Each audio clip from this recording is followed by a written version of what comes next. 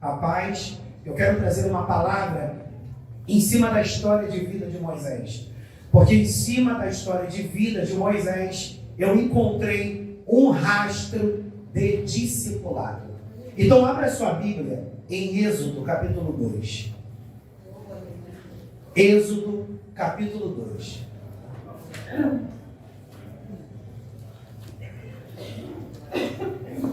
Eu vou ler aqui, amém? E foi-se um varão da casa de Levi, e casou com uma filha de Levi. E a mulher concebeu e teve um filho. E vendo que ele era formoso, escondeu-o 3 meses. Não podendo, porém, mais escondê-lo, tomou uma arca de juncos e a betumou com betume e pez. E pondo nela o menino, a pôs nos juncos à borda do rio. E sua irmã postou-se de longe para saber o que lhe havia de acontecer. E a filha de Faraó desceu a lavar-se no rio, e as suas donzelas passeavam pela borda do rio. E ela viu a arca no meio dos juncos, e enviou a sua criada e a tomou. E abrindo-a, viu ao menino, e eis que o menino chorava, e moveu-se de compaixão dele, e disse: dos meninos dos hebreus é este. Diga comigo: discipulado, é construído com relacionamento. Diga mais uma vez: discipulado é construído com relacionamento.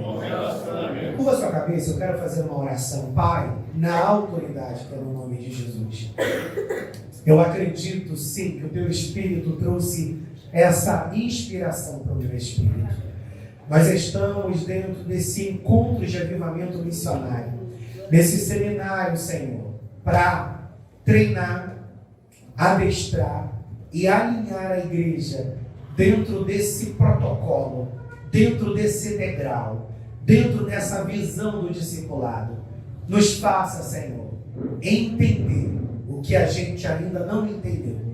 E nos faça romper, Senhor, naquilo que a gente não rompeu, para que tenhamos êxito no chamado que o Senhor trouxe para essa casa ministerial. Em nome de Jesus. Amém. Provavelmente, muitas pessoas aqui conhecem a história de vida de Moisés. Mas eu quero fazer com que você entenda que através da história, da trajetória de vida de Moisés, Deus irá nos ensinar sobre o valor do discipulado. Todo mundo sabe que Faraó estabeleceu um decreto, principalmente depois que ele se deu conta que os hebreus estavam crescendo de uma maneira exorbitante. E qual era o receio de Faraó? Que os hebreus crescessem de tal forma que eles se rebeliassem contra os egípcios e tão logo tomassem o Egito. E Faraó, tendo uma cautela, ele busca se proteger. E a gente sabe que naquela época os grandes guerreiros eram os homens. As mulheres ocupavam esse lugar meramente de auxiliadoras. Então qual foi o decreto de Faraó? A partir desse tempo, a partir de agora, todo menino que nascer dos hebreus, ele terá que ser assassinado. Então as parteiras, quando pegassem a criança no colo, ao perceber que era menino, deveria matá-lo. Então tão logo Moisés nasce dentro desse decreto, nasce dentro desse período, mas tanto as parteiras como a mãe de Moisés, ao vê-lo, seus olhos se encheram de amor. E como a criança era muito bonita e saudável, elas tomam uma decisão: não vamos matar essa criança, vamos proteger essa criança.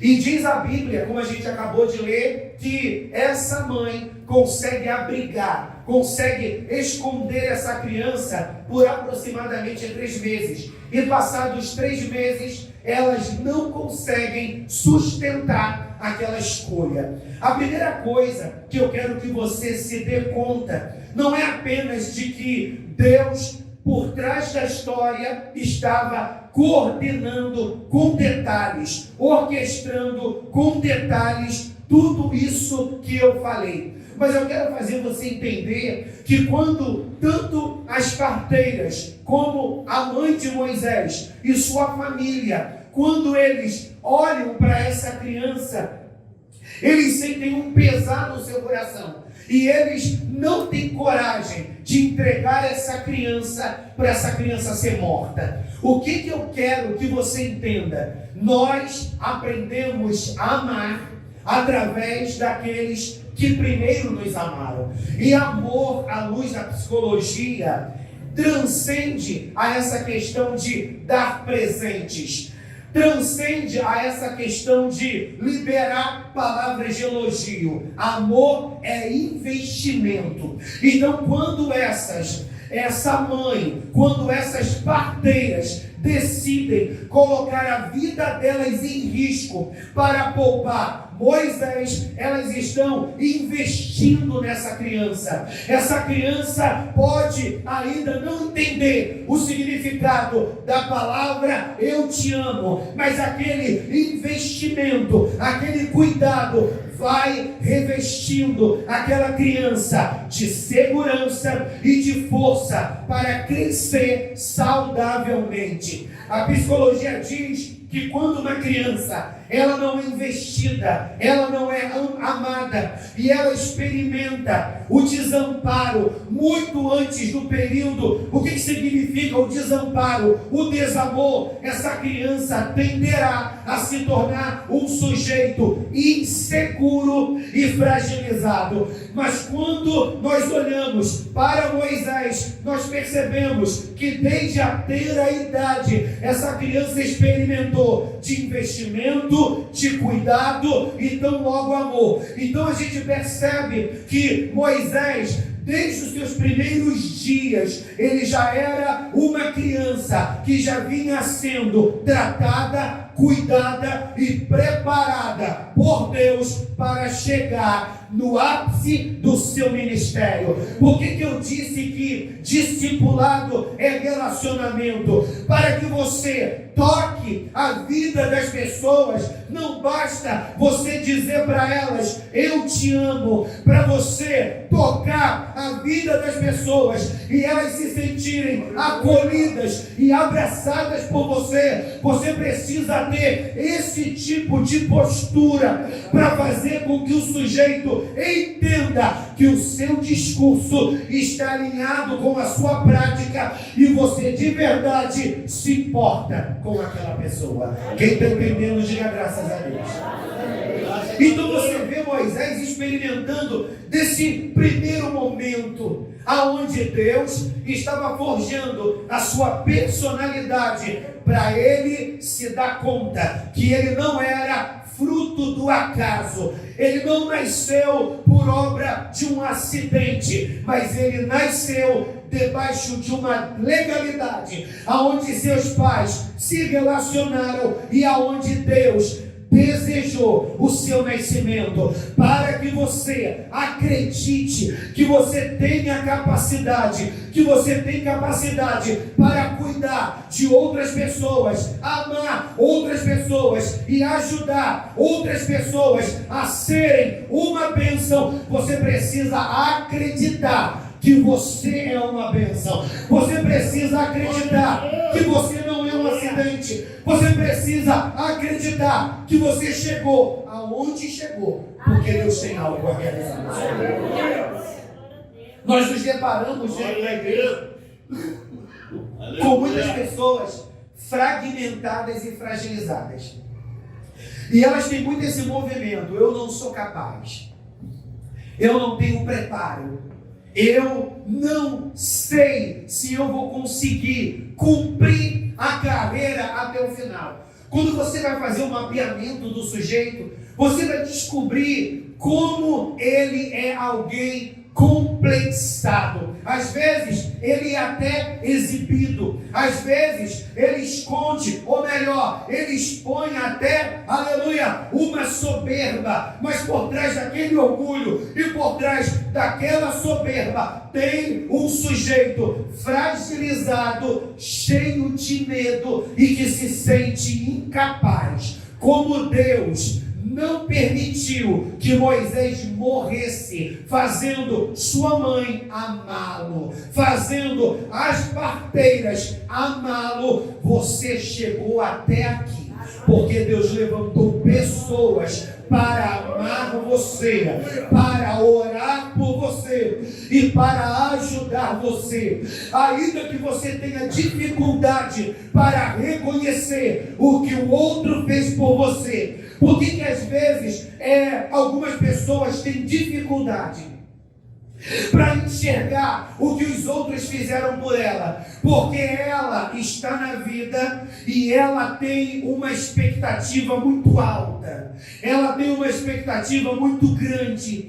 Então todo tipo de cuidado, todo tipo de investimento, tudo aquilo que alguém fez por ela, parece que não consegue tamponar a sua necessidade. Então é mais ou menos assim: alguém diz que ama, alguém diz que está disposto a ajudá-la, mas ela está sempre com esse movimento: não é isso que eu quero, não é isso que eu quero, ainda é muito pouco, eu quero mais. Então, como ela coloca a vida lá em cima, ela se enche de expectativa. O que as pessoas trazem para ela não é suficiente para ela. Mas hoje Deus quer tocar na sua saúde emocional, para que você entenda que esse pouco que para você chegou era o suficiente para você chegar aonde você chegou.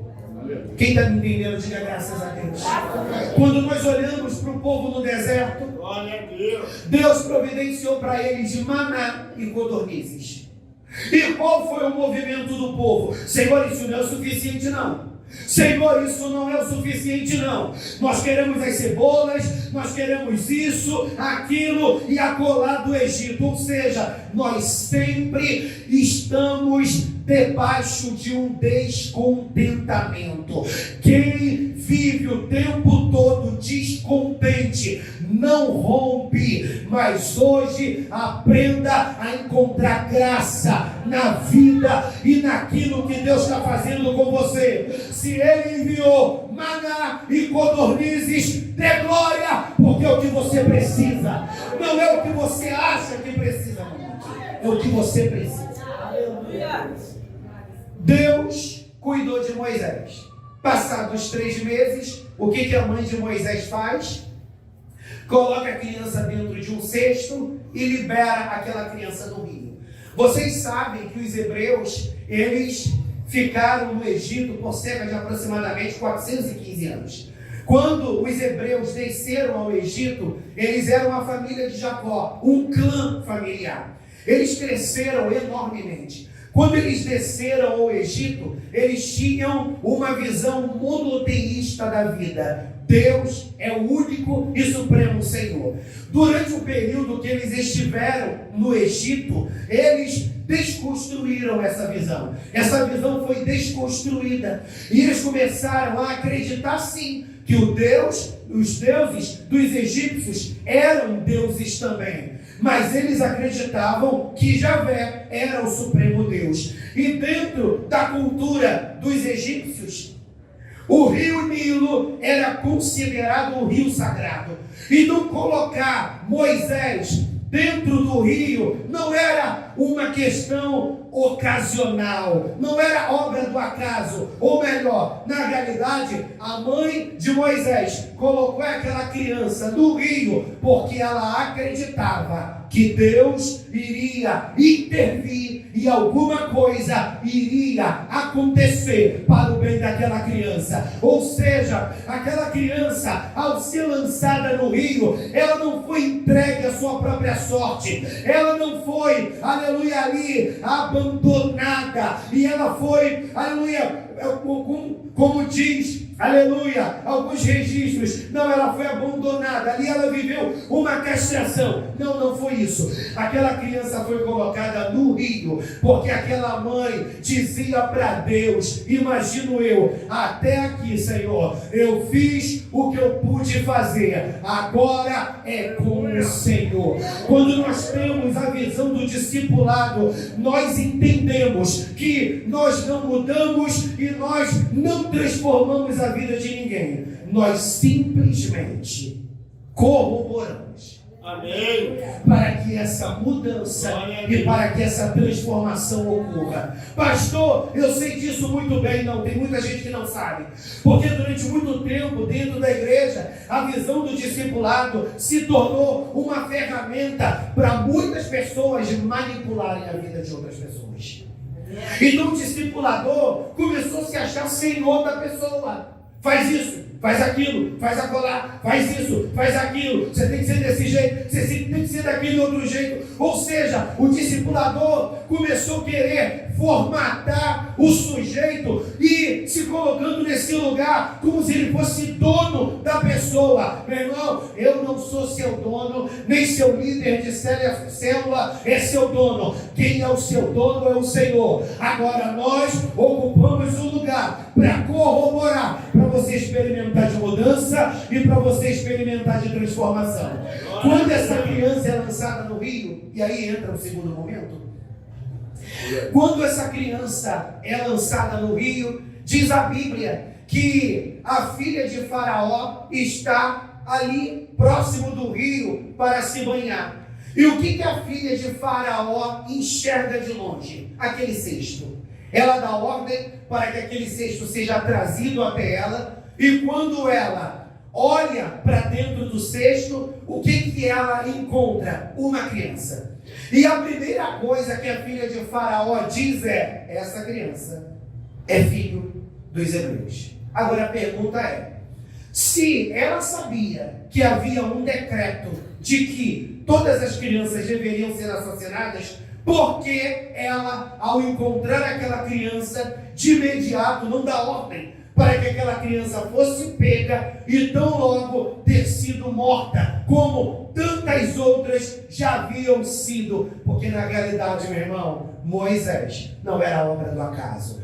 Deus tinha um plano com Moisés. E diz a Bíblia que aquela mulher se apaixona por Moisés, e Miriam está de longe, e diz a Bíblia que Miriam se aproxima, é a irmã mais velha de Moisés. Miriam se aproxima e ela pergunta para a filha de Faraó: a senhora quer que providenciemos uma mulher para amamentar essa criança? E ela diz para as suas servas, e suas servas respondem a Miriam: sim, nós precisamos de uma mulher para amamentar essa criança, porque essa criança é meu filho agora. Aleluia. Olha aí a adoção. Essa criança é meu filho agora. Diz a Bíblia que essa criança, preste atenção para você entender onde eu quero chegar. Essa criança é apanhada e essa criança é levada para ser cuidada pela sua mãe. Ou seja, a filha de Faraó pagou a mãe de Moisés para cuidar de Moisés até aquela criança crescer e ela chegar na fase de que a filha de Faraó pudesse legalmente adotar aquela criança. Ou seja, Moisés é criado pela sua mãe, então tão logo Moisés ele é consolidado pelos seus pais, e ele começa a entender que de verdade Deus tinha um plano na sua vida. Quando acaba o período do cuidado da sua mãe para com Moisés, e ele é levado até a filha de Faraó. Diz a Bíblia que quando ela adota Moisés, ela dá um nome a Moisés, e o nome foi Moisés, e a palavra que ela liberou o nome dele vai ser Moisés, porque eu o tenho tirado das águas. Nós sabemos que nome fala de identidade. Quando Deus levanta-nos para sermos instrumento para discipular e para cuidar de pessoas, a primeira coisa que a gente precisa fazer é amar essa pessoa, é investir nessa pessoa, é atentar para as necessidades desta pessoa. E o segundo momento é fazer com que essa pessoa entenda que ela tem uma identidade. Quando a filha de Faraó dá esse nome para essa criança no reino do Espírito, Deus está dizendo: eu tenho uma identidade para você. E eu quero abrir um adendo aqui. Qual é a sua identidade? Pastor, eu sou Igreja de Cristo. Legal. Qual é a sua identidade? Eu sou profeta do Senhor. Agora a pergunta é: você está fluindo no seu ofício? Você está fluindo no seu chamado?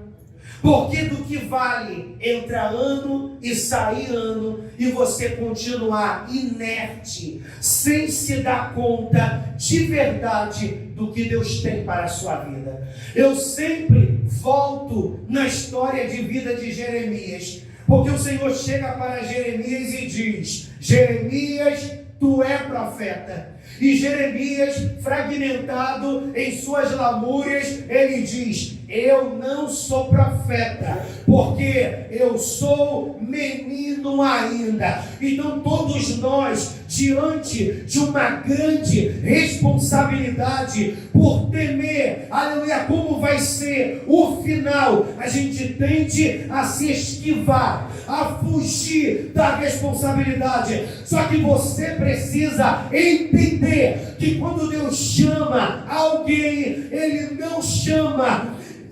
aleatoriamente, Ele chama com um objetivo específico. Aleluia! O Senhor disse para Jeremias: tu é profeta, porque desde o seu nascimento, antes do seu nascimento, eu já havia te escolhido para ser profeta. Como Deus sonhou com Moisés. Eu quero nesse seminário fazer você entender: Deus sonhou com você. Aleluia! Glória a Deus! Aleluia! Viveu ali no Egito. Graças a Deus. Eu estou reportando a história, né? Moisés viveu ali no Egito. Chegou à fase adulta, estudou, se intelectualizou, mas não esqueceu quais eram as suas origens. E a Bíblia diz que acontece algo na vida de Moisés.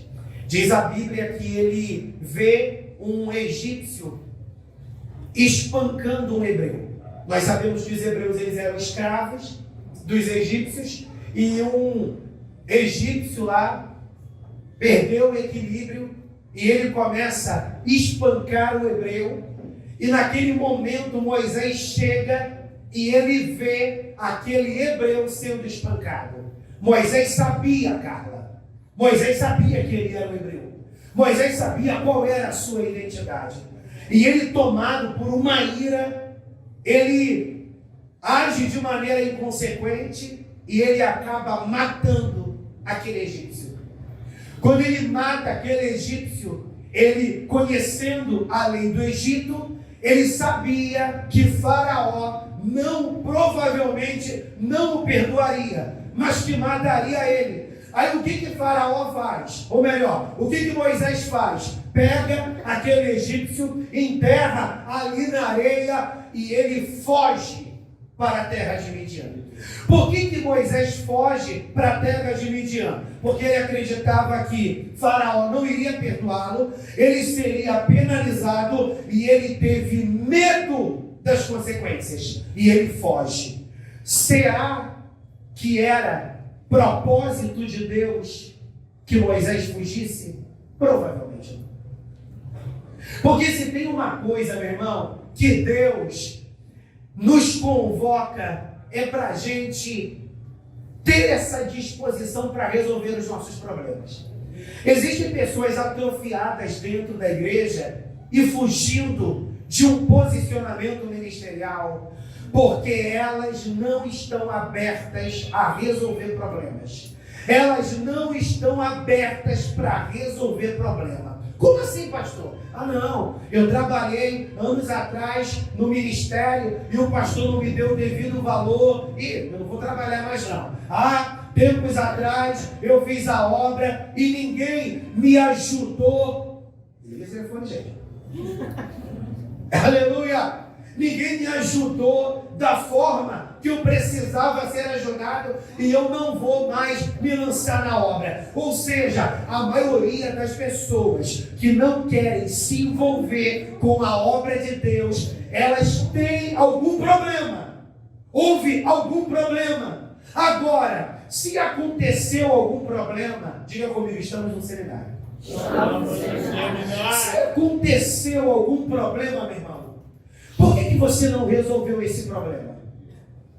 Se você se decepcionou, se revoltou, se indignou, ou sei lá qual foi a loucura, por que você não resolveu? Ah, pastor, não dependia somente de mim. Legal, mas Deus deve ter preparado oportunidades para vocês resolverem. Moisés fugiu e ele não resolveu aquela questão. Ah, pastor, mas dentro da soberania de Deus, Deus sabia, segundo a sua presciência, que Moisés iria fugir. É óbvio, meu irmão.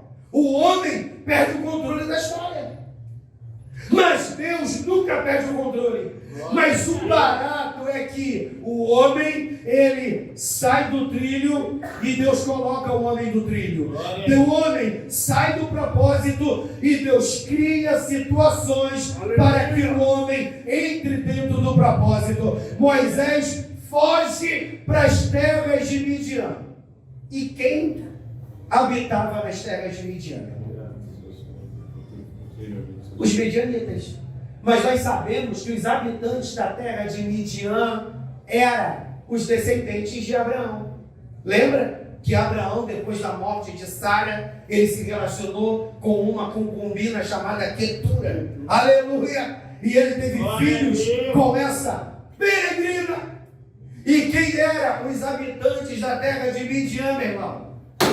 Os filhos de Abraão. Aleluia. Com Quetura. Aí abra sua Bíblia, rapidinho. Louvado seja Deus. Lá no versículo 17, capítulo 2 de Êxodo. Amém? Demos a introdução, então vamos agora fazer algumas aplicações aqui. Êxodo capítulo 2, a partir do versículo 17. Aleluia! Glória a Deus! Eu quero depois liberar aqui algumas frases que o Senhor pôs no meu espírito e eu anotei aqui. Glória a Deus! Êxodo capítulo 2, igreja. Versículo 17. 16, perdão. E o sacerdote de Midian tinha 7 filhas, as quais vieram a tirar água e encheram as pias para dar de beber ao rebanho de seu pai. Então vieram os pastores e lançaram-nas dali. Moisés, porém, levantou-se e defendeu-as. E abeberou-lhes o rebanho. E vindo elas a Reuel, diga comigo, Reuel, seu pai, ele disse: por que tornaste hoje tão depressa? E elas disseram: um homem egípcio nos livrou da mão dos pastores, e também nos tirou água em abundância, e abeberou o rebanho. E disse às suas filhas, e onde está ele? Por que deixastes o homem? Chamai-o para que coma pão. E Moisés consentiu em morar com aquele homem. E ele deu a Moisés a sua filha Zípora. Ou seja, Moisés vai para as terras de Midian e ele se depara com 7 meninas, 7 mulheres, apacentando os rebanhos de seu pai. E ele se depara, Moisés, com homens maus, que tentam de alguma maneira trazer um prejuízo para o rebanho que aquelas meninas estavam pastoreando. Moisés, com esse senso de justiça, ele defende as meninas daqueles homens maus e ele auxilia essas meninas a darem alimento e água para o seu rebanho. E elas voltam mais cedo, porque Moisés as ajudou, então o trabalho se tornou, aleluia, mais fácil. E elas voltaram mais cedo para casa.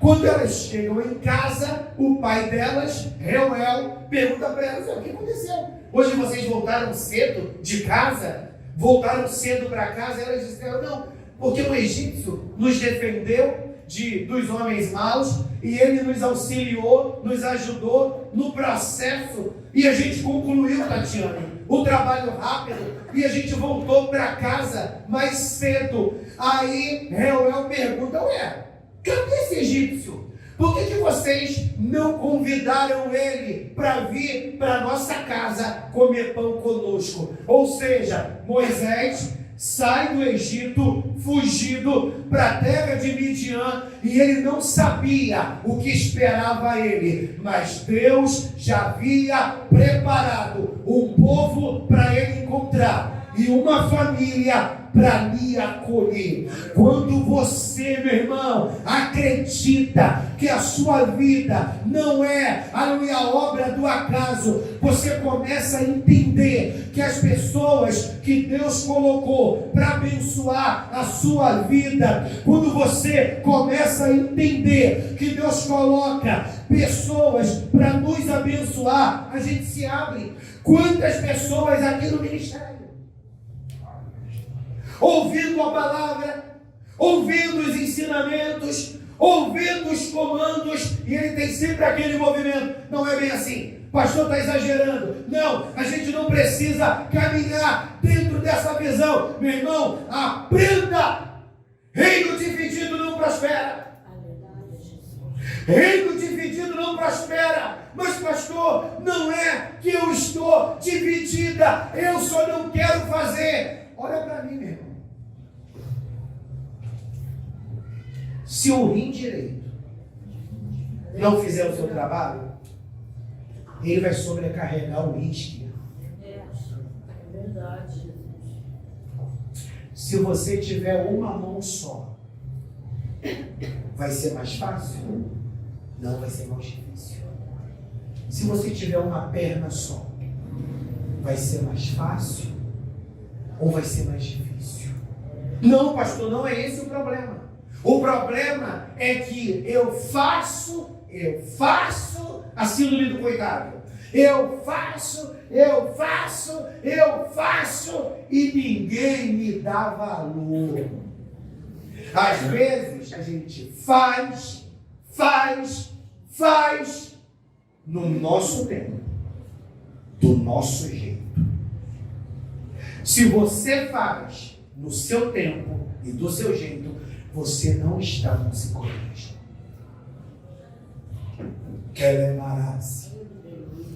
Quando você está aprendendo a dirigir, está aqui o instrutor, o pastor Luiz Cláudio, louvado seja o Senhor, você está lá, cruzinho com o volante. Mas no banco do lado tem o quê? Embreagem e freio. E freio. Porque o instrutor está ali, meu irmão, para se o aprendiz fizer alguma besteira e que não conseguir resolver, o camarada parar e limitar. Sabe o que é isso? Liderança. Às vezes nós temos muita dificuldade para se submeter a uma liderança. E se você não se submete à liderança do seu pastor, você vai se submeter à liderança de Deus? É óbvio que não, meu irmão. Porque Deus você não está vendo.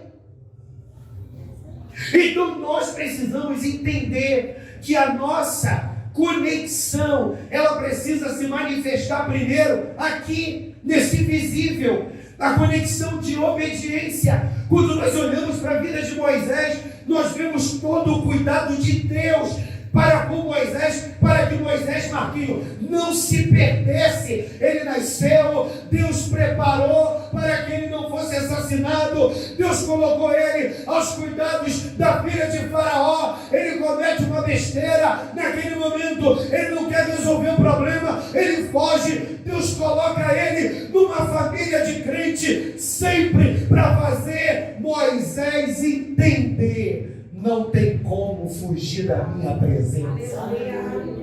Não tem como fugir do meu propósito. Mas, pastor, eu posso viver a revelia. Quando você vive a revelia, meu irmão, você sofre. É verdade. Porque o melhor lugar para se estar é no centro da vontade do Senhor. Glória a Deus. Ah, pastor, não vem com essa não. Aleluia. Quer dizer que você é o Jesus verídico. Você vive numa conexão com Jeová 24 horas por dia. E que você nunca sai do propósito. Meu irmão, claro que eu saio. Dou uma desligada. Mas o barato, Luciana, é que quando você tem um coração ensinável, Glória a Deus. tudo muda. Aleluia. Porque quando você tem um coração ensinável, você vai se portar de que maneira? Senhor, abre a minha visão. Glória a Deus. Abre a minha visão, Senhor, para que eu consiga entender o que eu tenho que fazer diante dessa situação. Eu não estou falando daquilo que depende do outro, não, meu irmão. Eu não estou falando daquilo que depende do outro, não. Porque daquilo que depende do outro, você tem que pedir graça. Verdade. Vamos imaginar que você mora num lugar e todas as vezes, isso aconteceu comigo. Louvado seja Deus. Vou dar um exemplo clássico, rapidinho. Tem uma vizinha aqui me abençoada, que é uma vizinha nova, fresca. Louvado seja Deus. Fresca no sentido, está aqui há pouco tempo. Bendito seja o Senhor. Ela alugou um treco aqui próximo, para não dar muitos indícios. Aleluia. E ela tem o péssimo hábito de colocar o carro aqui na garagem da igreja. Parece que tem um bicho, meu irmão, no lombo dela. Tanto lugar para ela colocar carro, mas ela tem que colocar o carro na garagem da igreja. E às vezes, quando eu saio para trabalhar, eu tenho que ir lá pedir para a bonitona tirar. Tem um dia que eu estava bem pesado, meu irmão, que eu quis denunciar o carro. Peguei a marca do carro, a placa para denunciar. Não, tem minha prefeitura. Quando ele veio para o 90, enfim. Aí eu liguei para a prefeitura. Não tem que ser prefeitura, Senhor. Aí eu liguei, eu não sabia, liguei para a prefeitura. Em suma, prende no vídeo, doutor. Aí, quase sempre, meu irmão, no mês, mas 3, 4, 5 vezes acontece. Eu chego, aí um dia desses, eu estava meio quente. Quando eu estou quente, eu estou mais guerra. Eu estava meio quente nesse dia, meu irmão. O carro estava aqui na porta. Aí, saí do beco, fechei a rua. Parei aqui na porta da igreja. Porque eu não tinha como entrar. Parei aqui na porta da igreja, o carro estava aqui. Aí ela veio. Mas ela veio com uma tromba de elefante. Aí, como eu estava meio quente, louvado seja Deus, o carro de trás começou a buzinar. O carro da frente era uma menina muito educada. Aí a menina olhou para mim como quem diz: eu quero passar. Aí eu só fiz assim para ela, eu fui meio irônico. Aí eu fiz assim: ué, eu tô querendo entrar na minha garagem, é assim mesmo.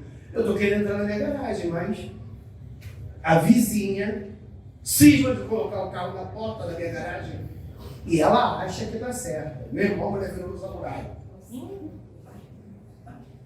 Chegou um baita de um palavrão: eu tô tirando! Eu tô tirando! Aí chegou um outro palavrão. Ainda é crente, hein? Meu irmão, eu tava na ira. naquele dia. Eu estava na ira, mas dosado, meu irmão. Estava na ira, mas dosado. Estava na ira, mas dosado.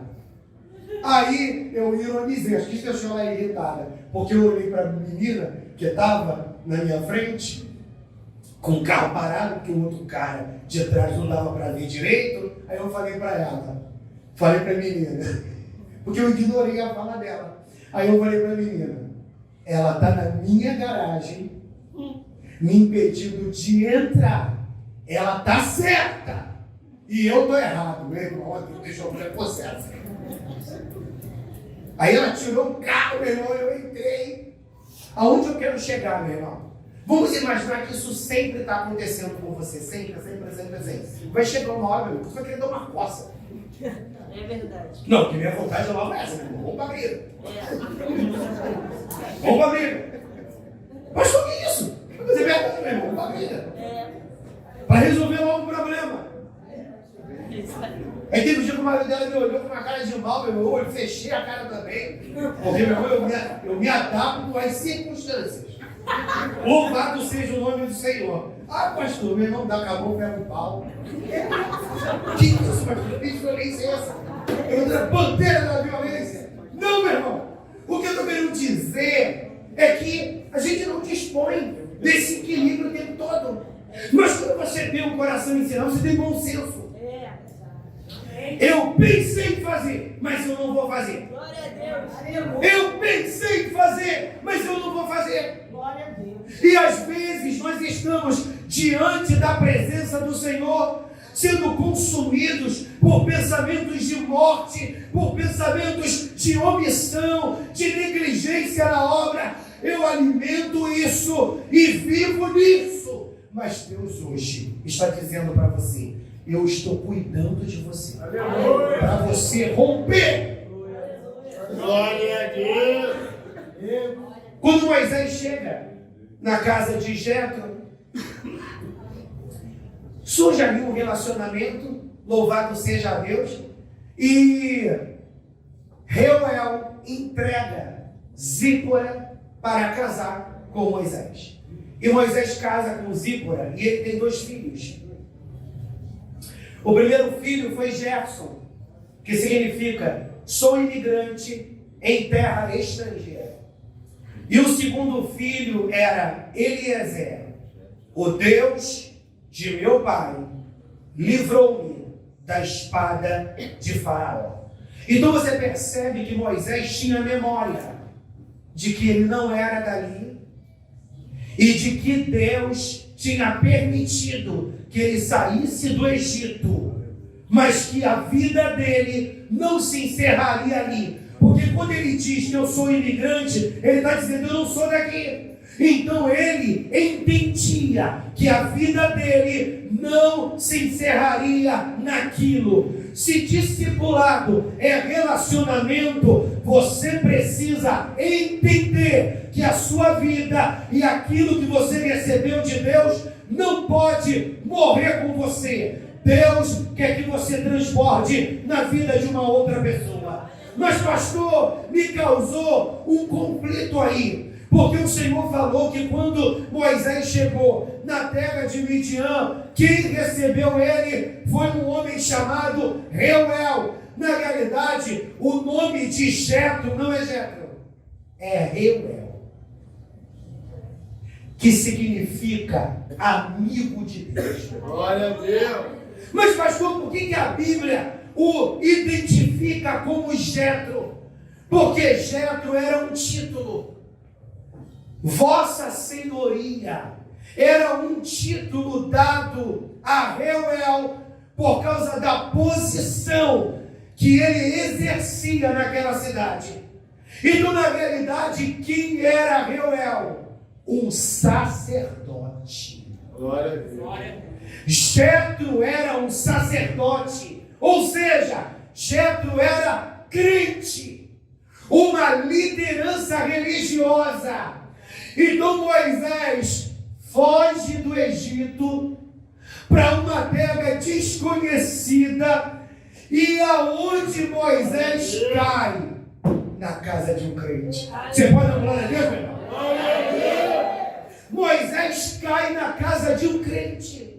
Lembra que eu falei que o primeiro momento era o momento que ele recebeu o acolhimento para saber o valor do amor e ter segurança? O segundo momento, eu falei que ele recebe o nome, então Deus imprime nele uma identidade, e quando ele chega na casa de Jetro, em um determinado momento, ele entra na terceira fase da sua vida, entender que ele poderia ser além do que ele tinha sido, estava sendo até aquele dia.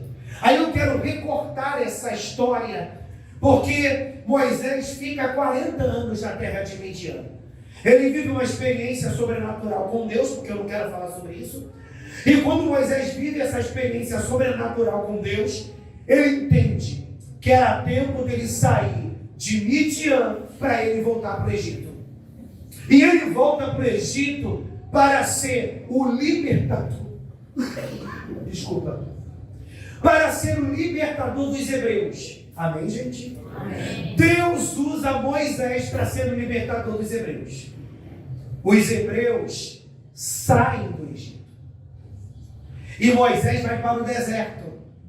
Porque a missão que Deus havia dado para Moisés é que ele deveria conduzir o povo à terra prometida, a conquistar a terra prometida. Lembra, igreja? No período que Moisés está no deserto, até então, Moisés estava sozinho, no sentido de que sua família não estava com ele. Mas em um determinado momento, que a gente vai ler o texto, Jetro entende que havia chegado o momento dele levar até Moisés sua filha e seus filhos para estarem com Moisés. Abra sua Bíblia mais uma vez. Lá no capítulo 18, que é onde eu quero dar mais ênfase.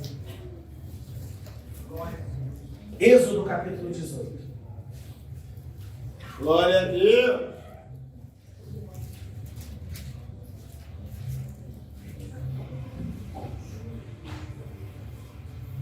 Aleluia. A partir do versículo 5. Eu quero ler aqui. Êxodo capítulo 18, a partir do versículo 5. Vindo, pois, Jetro, o sogro de Moisés com seus filhos e com sua mulher, a Moisés no deserto, ao monte de Deus, onde se tinha acampado, disse Moisés: eu, teu sogro, Jetro, venho a ti com tua mulher e seus 2 filhos com ela. Então saiu Moisés ao encontro de seu sogro, inclinou-se e beijou-o, e perguntaram um ao outro como estavam, e entraram na tenda. E Moisés contou a seu sogro todas as coisas que o Senhor tinha feito a Faraó e aos egípcios por amor de Israel, e todo o trabalho que passaram no caminho, e como o Senhor os livrara. Para aí, e a gente vai voltar à leitura. O que você percebe? Que Moisés está lá no deserto, cuidando do povo, fazendo tudo aquilo que Deus havia mandado ele fazer, e Jetro vai visitá-lo para levar a sua filha e seus filhos, os filhos de Moisés, ou seja, a família de Moisés, para estar com ele. Quando Moisés se encontra com Jetro, a primeira coisa que Moisés faz é beijar Jetro e se prostrar diante de Jetro. Então isso denota para a gente que Moisés via Jetro como uma autoridade sobre a sua vida e por isso se submetia a ele. Por que nós temos dificuldade para encontrar, às vezes, pessoas que desejarão serem discipuladas pela gente? Porque nós não somos pessoas admiráveis. Nós não somos pessoas em que as pessoas veem honra na nossa vida. Você já viu que dentro da igreja a gente tende a aplaudir as pessoas que são muito talentosas? Eu vou aplaudir o pregador, eu vou aplaudir o intercessor, eu vou aplaudir o cantor, eu vou aplaudir o musicista, eu vou aplaudir o beltrano, o ciclano. Aí a gente aplaude, a gente acha maneiro a postura, o talento daquela pessoa. Aí a gente se aproxima, porque nós somos seres de relacionamento e a gente quer beber daquela fonte. Então o que a gente imagina? Se o sujeito é talentoso, se o sujeito é tão fervoroso, ele deve ter muitos de Deus. Aí a gente se aproxima daquela pessoa. Nisso que a gente começa a conviver com aquela pessoa, a gente percebe que aquela pessoa é uma casca. Eu não estou falando que nós não temos defeitos, mas existem pessoas que vivem no pecado. Aí você se aproxima daquela pessoa e você começa a perceber que ela é uma coisa em alguns momentos e ela é outra coisa em outros momentos. Quem está me entendendo? Aí, o que aquela pessoa que quer beber daquela fonte e que de repente não tem uma identidade em Cristo formada, Vitória, aquela pessoa começa a relaxar. Poxa, eu estou pagando um preço para viver em santidade, eu estou pagando um preço para viver uma vida idônea, e eu olhei para aquela pessoa que aparenta ser tão talentosa, e eu comecei a conviver com ela, eu descobri que ela é podre, eu descobri que ela é suja, e ela faz tudo o que ela faz. Então por que eu tenho que me castrar? Por que eu tenho que deixar de fazer tanta coisa quando aquela pessoa chegou aonde eu quero chegar e ela não faz a metade do que eu faço? Aí o que acontece? Aquela pessoa que tem sede por santidade, aquela pessoa que tem sede por seriedade, ela vai se distanciar de você. Ela não vai querer ser tocada pela tua vida, porque você não é uma pessoa admirável. Quando nós olhamos para a vida de Moisés e Jetro, o que a gente percebe? Meu irmão, quando Moisés chegou na casa de Jetro, a gente pode dizer que Moisés era um ninguém. Quando ele saiu da casa de Jetro para assumir a liderança de Israel, ele se tornou uma liderança poderosa. Então vamos dizer assim, não tinha o porquê ele fazer todas aquelas honrarias para Jetro, mas se ele se colocou naquele lugar para honrar Jetro, é porque Jetro era um homem admirável. E Moisés tinha no seu coração a essência da honra. Pastor, o que isso tem a ver com discipulado? Meu irmão, eu não vou caminhar com alguém que eu não admiro. Eu não vou querer aprender com alguém que não tem para me dar. Então, Deus quer fazer você entender que você não pode ficar aquém do que Deus tem para a sua vida. Você precisa se levantar, evoluir no seu chamado, para que Deus coloque pessoas debaixo da sua cobertura, para você tocar a vida dessas pessoas. O que muita gente tem hábito de dizer? Pastor, essa palavra é pesada. É, meu irmão, é lixa. É lixa. O que pessoas que não são admiradas, elas tendem a dizer? Estão me perseguindo. O povo não vai com a minha cara. Não estão me dando a vez que eu mereço. Aí a pergunta é, será que é isso mesmo? Ou será que de verdade, meu irmão, você se perdeu pelo meio do caminho? Kelebarasto canarácia, elemanchuri canarácia. Será que você não se perdeu pelo meio do caminho? Uma igreja menina, ela vive de profetada. Uma igreja menina vive de profetada. E existem certas profecias, meu irmão, que são protocolares. Deus tem uma obra na tua vida. Estão te perseguindo, hein? A fúria é grande. Deus vai te tirar daquela terra. Manda profundo. Você não é compreendida. Você não é compreendido. E quando você, meu irmão, está dentro disso, a primeira coisa que você faz é abraçar aquela profetada com peso de verdade absoluta. Meu irmão, toda profecia, ela precisa estar sujeita à palavra. Então, se as pessoas, elas estão cobrando de você, não tem o microfone aí já.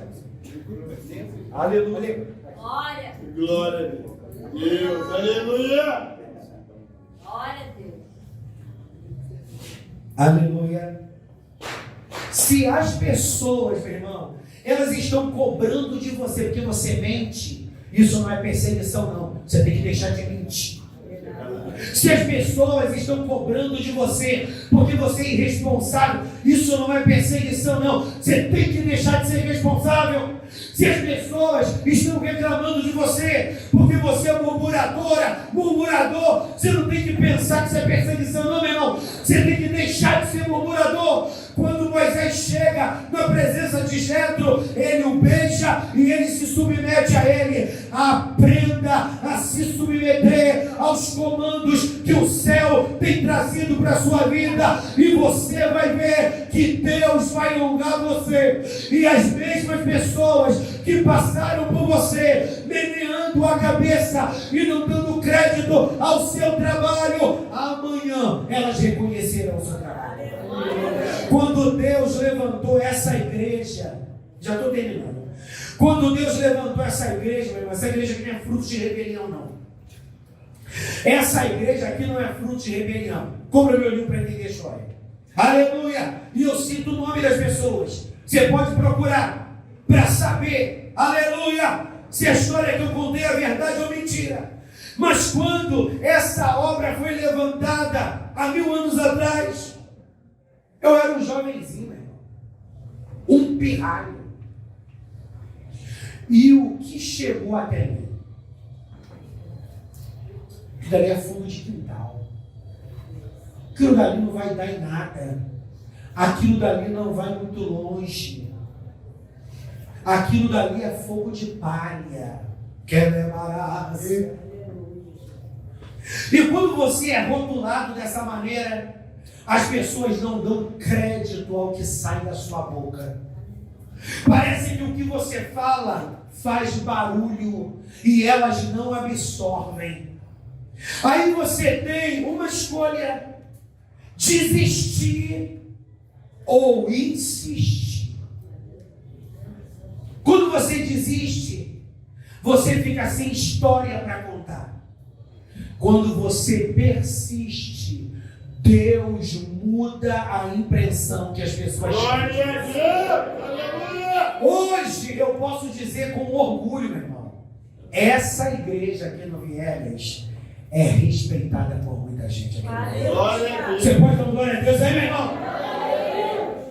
Pode ser um perturbado e outro, meu irmão, que pega algum caso isolado e tenta difamar a igreja. Aleluia! Em cima de umas histórias malucas. Mas essa igreja é respeitada. As igrejas da localidade, meu irmão, abrem as portas para mim. Os pastores sérios dessa localidade vêm aqui ministrar para a gente. E o que vocês ouvem eles falarem aqui no altar: Henrique é homem de Deus. Essa igreja é séria. Agora, por que isso aconteceu, meu irmão? Porque eu não parei pelo meio do caminho. Quando Jetro conversa com Moisés, o que Jetro percebe? Que Moisés é aqui um cego, que Moisés estava diante de um grande empreendimento. E Jetro decide dar um conselho para Moisés. Abra sua Bíblia, novamente lá no 18. Vamos para o 13. Glória a Deus. Louvado seja o Senhor. Versículo 13. Rapidinho. E aconteceu que ao outro dia Moisés assentou-se para julgar o povo. E o povo estava em pé diante de Moisés, desde a manhã até a noite. Vendo, pois, o sogro de Moisés tudo o que ele fazia ao povo, disse: que é isto que tu fazes ao povo? Por que te assentas só e todo o povo está em pé diante de ti, desde a manhã até a tarde? Ou seja, Moisés, quando fazia a reunião com o povo para ouvir os problemas do povo e aconselhar o povo, olha aí o discipulado, o que Moisés fazia? Ele separava um dia para fazer isso. O povo fazia uma fila e Moisés ouvia pessoa a pessoa, individualmente. E isso, Cristiane, perdurava o dia inteiro. E Jetro, como alguém de experiência, vê Moisés núbia, trabalhando daquela maneira. Aí Jetro pergunta para Moisés, Magno: o que você está fazendo? Não é porque o povo vem até mim, compartilha seus problemas, e eu preciso aconselhar o povo no individual. Ué, mas durante o período que você aconselha cada pessoa individualmente, o povo fica de pé, esperando um pelo outro. Aí Moisés, cheio de Deus, diga comigo, Moisés era cheio da presença. Ou seja, Moisés, pastor Carlos, ele era cheio de Deus, mas sabe o que faltava nele, Luiz? Experiência. Jetro não estava na posição que Moisés estava, porque Deus tinha outros planos para a vida de Jetro. Mas Jetro, com a sua bagagem, glória a Deus, porque Jetro, durante os 40 anos que Moisés esteve em Midian, Jetro foi seu discipulador. E o que Jetro chega para Moisés? Moisés, está cansativo para você e está cansativo para o povo. Se você continuar mais alguns dias, mais alguns meses, mais alguns anos, você vai morrer.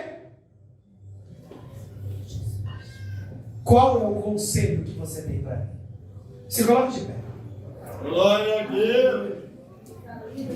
Obrigado, Deus. Aleluia. Glória, glória, glória a Deus. Aleluia.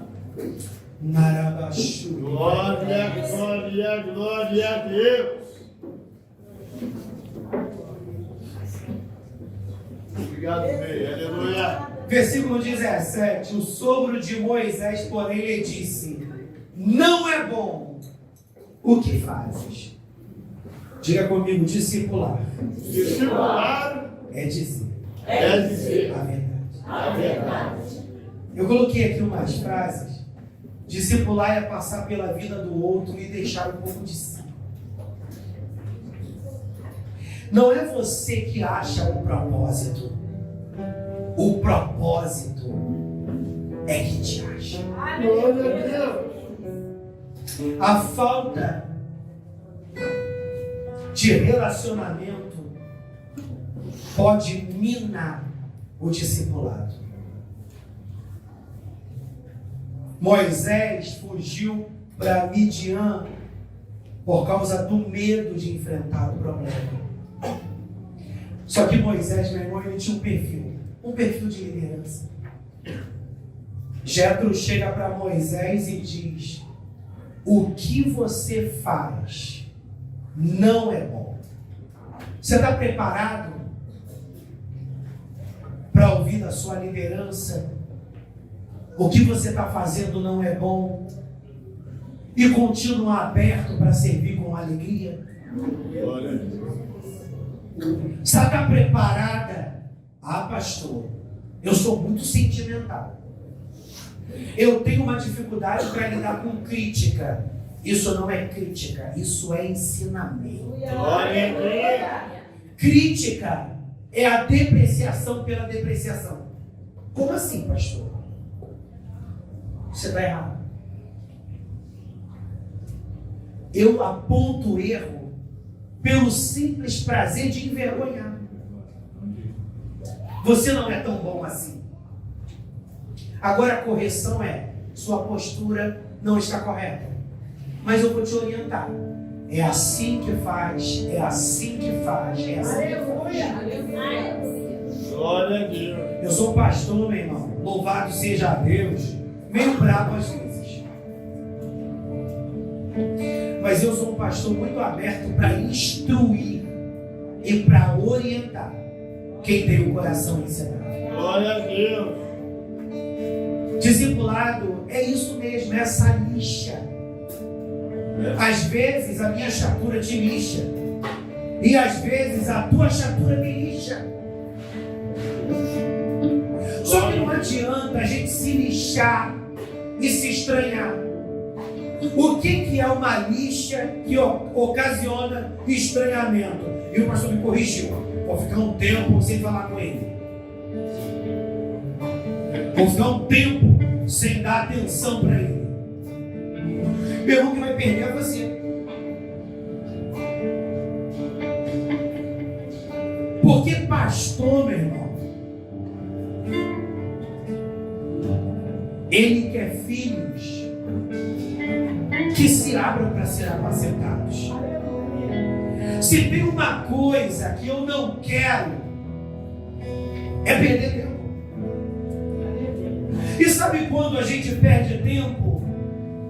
Quando a gente se abre para instruir uma pessoa e essa pessoa não se abre para ser instruída.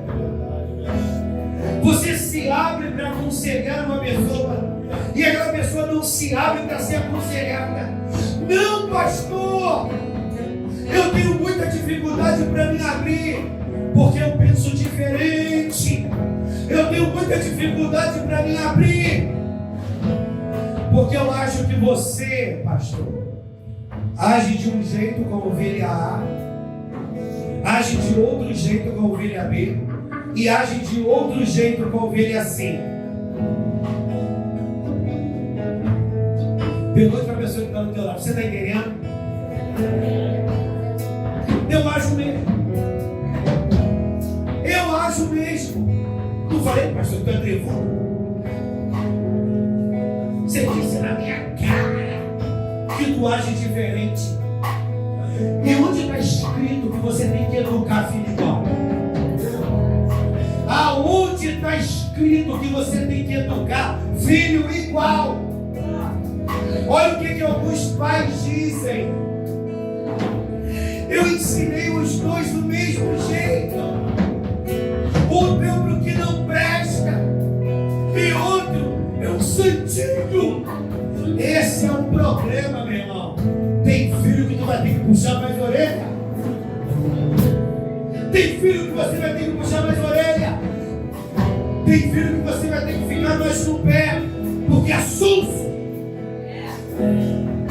Que isso, pastor? É meu irmão, tem filho que é meio sonso. Pai, eu vou fazer. Abaixa só um pouquinho, por favor. Pai, eu vou fazer. Aí o pai: valeu, faz mesmo, estou contando. Ele está sentado até agora, esperando. É o sonso, ele não quer aparecer. Mas aí o outro filho diz: pai, eu não vou não vai dar para mim. Deu uma rebeldia, eu não estou com. Aí a parábola diz que aquele filho, meu irmão, que disse que ia fazer, não fez. E o filho que não disse que não iria fazer, fez. Uma das essências desta palavra é que no relacionamento a gente tem que lidar com transparência. Glória a Deus. E quando a gente se abre para discipular, a gente percebe do comportamento dos filhos e dos discípulos quem tem mais dificuldade para lidar com a verdade e quem tem mais facilidade para lidar com a verdade. Eu não estou aqui, meu irmão, para colocar o dedo na tua ferida, não. Eu estou aqui para te ajudar a decolar. Eu estou aqui para te ajudar a decolar, a decolar. Aleluia, Moisés. Jetro chega para Moisés: para com isso. Aí Moisés: então o que eu devo fazer? Procura homens capazes, tementes a Deus, homens de verdade, que aborreçam a avareza, e põe sobre eles, põe-nos sobre eles por maiorais de 1000, de 100, de 50 e de 10. Jetro chega para Moisés e diz: sozinho essa igreja não cresce. Sozinho esse ministério não avança. Sozinho essa célula não vai prosperar. Por mais talentoso que você seja, Moisés, separa homens que você pode confiar. Agora preste atenção no detalhe, aqui eu paro. Separa chefes de 1000, chefes de 100, chefes de 50 e chefes de 10. Pastor, tá chata essa palavra, que eu não pulei no poder. Para de pular, meu irmão, e vamos aprender a viver. Só que na igreja, Kátia, numa igreja menina, olha o que Jetro diz para Moisés: levanta uma equipe para trabalhar contigo e de acordo com o perfil e com o chamado de cada um, confia a eles responsabilidades. Chefes de 1000, chefes de 50, chefes de, aleluia, 100, chefes de 1000, chefes de 100, chefes de 50 e chefes de 10. Mas sabe o que acontece na igreja? O chefe de 10 quer ser chefe de 1000. Isso acontece aqui na Norte. Eu tomei um goró antes de vir para o culto. Louvado seja Deus. Eu estou aqui meio bêbado. Isso acontece na igreja do vizinho ali, mas na igreja da Rafaela. Isso acontece lá. Aqui a gente é para além do bem e do mal. Aqui a gente é top. Aleluia! Eu estou pregando para Rafaela. O que é chefe de 10 quer ser chefe de 50. O que é chefe de 50 quer ser chefe de 100. E o que é chefe de 100 quer ser chefe de 1000. Pastor, onde isso fica legível? Quando você começa a achar que você não está tendo na igreja a honra que você merece. Porque quando você diz que na igreja você não está tendo a honra que você merece, é como se você estivesse dizendo: pastor, já era para estar com uma coroa do tamanho da sua, e tu vai para ver que essa coroa mequetrefe? Eu não quero menos que uma coroa parecida com a sua. Meu irmão, cada um tem uma vocação. E eu quero hoje te fazer entender que você pode ser chefe de 1000, se essa for a vontade do Senhor. Mas primeiro você tem que ser chefe de 10. Você pode ser chefe de 50, mas primeiro você tem que ser chefe de 10. Você pode ser chefe de 100, mas primeiro você precisa ser chefe de 50. Enquanto a Rafaela canta uma canção, eu quero te convidar a colocar a mão no seu coração e a pedir: Deus, eu quero ter um coração ensinável para acreditar que eu posso consolidar pessoas, que eu posso ajudar pessoas. Mas eu entendi hoje que para eu ajudar pessoas, eu preciso ter um coração alinhado com o que tu quer para mim. Eu preciso ter um coração alinhado com o que a minha liderança está me instruindo a partir do ministério que eu faço parte, Deus. Porque no meu coração essa ambição que me faz eu querer além do que eu posso. Me faça hoje entender que a minha caminhada cristã vai se consolidando um passo de cada vez. Senhor, hoje eu entendo que como percebeu Moisés. Eu entendo que o Senhor não me perdeu. E o Senhor não me perdeu, porque o final é: eu tenho uma responsabilidade para ti, mulher. Eu tenho uma responsabilidade para ti, homem. Para você liderar, você tem que aprender a ser um liderado. Senhor, na autoridade que é no nome de Jesus. Moisés, Senhor, é a figura de alguém que passou por vários discipulados. Ele recebeu o acolhimento da sua mãe para fazê-lo forte. Ele recebeu uma identidade, uma instrução.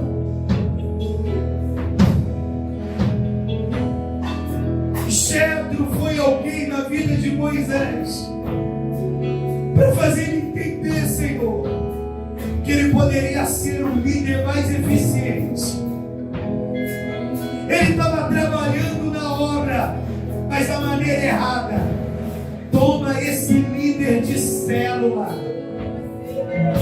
toma esse líder de ponto de pregação, toma esse líder de base, toma esse líder de rede, toma esse líder de algum ministério específico dentro da igreja. Ele está tendo dificuldade para acreditar que ele pode romper, porque ele tem dificuldade com relacionamento. Ele é mais tímido, ele é mais calado, suas palavras são pesadas, mas Deus, tu forjou Moisés. Forja esse agora, que está no seu lugar de pé, não se sentindo pequeno, não se sentindo sem chamado, mas se dando conta da grandeza de Deus na sua vida, mas mesmo assim entendendo: eu tenho que aprender com quem sabe um pouco mais que eu, para que eu flua. Desemborca esse vaso, tira a mordaça da boca desse profeta, tira o tapão desse ouvido, toda mentira que entrou no coração dele como um veneno, está corroendo ele, está corroendo ela, e por isso ele decidiu não se abrir. Libere essa unção que quebra julgos, libere essa unção que quebra julgos, pinta o colírio nos olhos dele, na Arábia, que ele mora churi lebaraio, pinta o colírio nos olhos destes, para ele enxergar a visão, para ele enxergar a direção que ele precisa para sair do passo e viver a tua vontade. Diga comigo: eu preciso me relacionar com mais abertura com a minha liderança, porque eu ainda tenho muito a aprender. Eu preciso me abrir para